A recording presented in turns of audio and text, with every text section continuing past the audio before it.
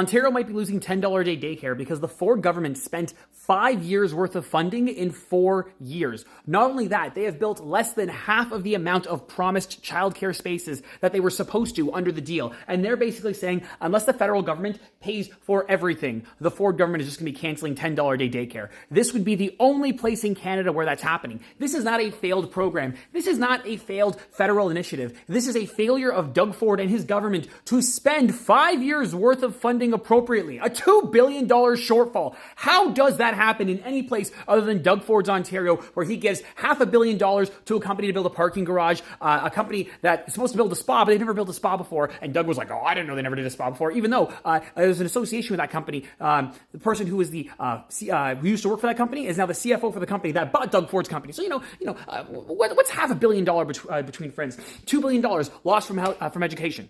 What about the underfunding of healthcare? What about all that money, okay?